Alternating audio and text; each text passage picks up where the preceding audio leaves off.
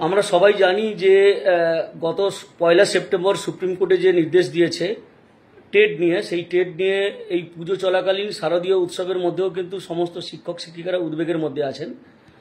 এবং ওই অর্ডারটা হওয়ার সঙ্গে সঙ্গেই আমরা কেন্দ্রীয় শিক্ষামন্ত্রীকে চিঠি লিখেছিলাম এবং কেন্দ্রীয় শিক্ষা প্রতিমন্ত্রী সুকান্ত মজুমদার আর কেন্দ্রীয় শিক্ষামন্ত্রী যিনি আছেন ধর্মেন্দ্র প্রধান, দুজনকেই আমরা চিঠি দিয়েছিলাম যে দ্রুত সুপ্রিম কোর্টে গিয়ে ব্যবস্থা করতে। তো তারা এখনো পর্যন্ত কিছু ব্যবস্থা নিয়েছে বলে আমরা জানতে পারিনি। আমরা রাজ্য সরকারের শিক্ষামন্ত্রী ব্রাত্য বসুকেও চিঠি দিয়েছি, তারাও কোনো পদক্ষেপ নিয়েছে বলে আমরা এখনো জানতে পারিনি।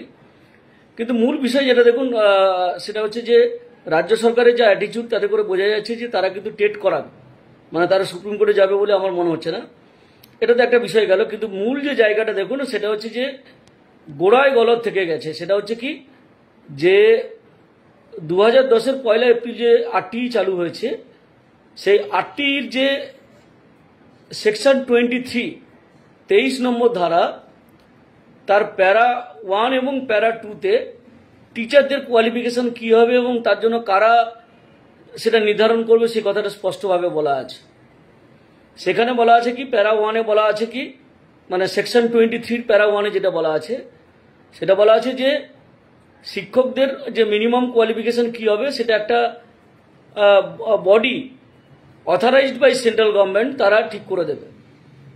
এইখানে অথরাইজড বাই সেন্ট্রাল গভর্নমেন্ট বলতে আমরা বুঝতে পারছি যে এনসিটি, এবং আপনারা জানেন যে এনসিটি তার পরবর্তীকালে 2011 সালের সম্ভবত জুন মাসে একটা নোটিফিকেশন দিয়ে বলেছিল এই কোয়ালিফিকেশন হবে।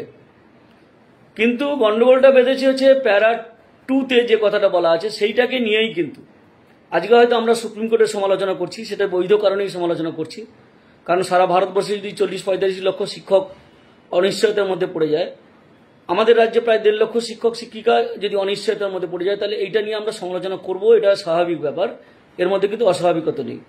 কিন্তু শিক্ষার অধিকার আইনের সেকশন 23 প্যারা 2-তে যে কথাটা বলা আছে যে এই অ্যাক্টটা যখন কমেন্সমেন্ট হচ্ছে মানে যখন চালু হচ্ছে, লাগু হচ্ছে, তখন যারা কর্মরত আছেন তাদের যদি মিনিমাম কোয়ালিফিকেশন না থাকে, যে মিনিমাম কোয়ালিফিকেশনটা তার আগের প্যারাগ্রাফে বলে দিয়েছে যে এটা একটা body authorized by central government, যাকে এনসিটি বলা হচ্ছে, তারা নির্ধারণ করবে।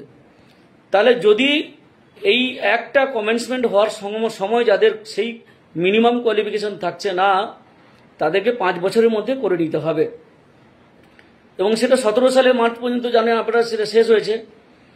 এবং 17 সাল থেকে না 14 সাল পর্যন্ত, হ্যাঁ, তার পরবর্তীকালে আরও 5 বছর রিল্যাক্সেশন দিয়ে 2019-এর 31 মার্চ পর্যন্ত রিল্যাক্সেশন দেওয়া হয়েছিল মিনিমাম কোয়ালিফিকেশন অ্যাচিভ করার জন্য। সেই মিনিমাম কোয়ালিফিকেশনে কি কথাটা বলা আছে যে ট্রেনিং মাস্ট, তারপরে এডুকেশনাল কোয়ালিফিকেশন কি থাকতে হবে সেটা তো বলে দিয়েছে, আর তার সঙ্গে একটা কথা উল্লেখ করা ছিল অ্যান্ড টেট।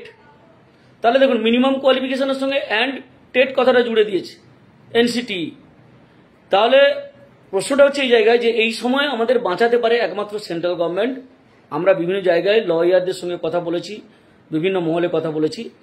সেন্ট্রাল গভর্নমেন্ট যদি আরটি অ্যাক্টে একটা সংশোধন নিয়ে এসে বলে দেয় যে লোকাল বডি যারা এই মিনিমাম কোয়ালিফিকেশনটা ঠিক করছে সেখানে টেটকে বাধ্যতামূলক করছে, কিন্তু এটা কর্মরত শিক্ষক যখন এখন যারা কর্মরত আছেন তাদের ক্ষেত্রে প্রযোজ্য হবে না, বিশেষ করে টেটটা, তাহলে একমাত্র আমরা বাঁচতে পারি। আর না হলে পরীক্ষা সবাইকে দিতেই হবে, টেট সবাইকে দিতে হবে, কোয়ালিফাই করতে হবে, নাহলে কিন্তু চাকরি বাঁচানো মুশকিল হবে। এটা অত্যন্ত একটা উদ্বেগের বিষয়। আমাদের সমস্ত শিক্ষক সংগঠন এবং শিক্ষক নেতৃত্ব যারা আছেন আমাদের রাজ্যে বিশেষ করে, আমাদের একটাই মোটো হওয়া উচিত, আমাদের একটাই স্রোতে আমাদের আন্দোলনকে প্রবাহিত করা উচিত। সেটা হচ্ছে কেন্দ্রীয় সরকারের কাছে দরবার করা, কেন্দ্রকে চাপ সৃষ্টি করা।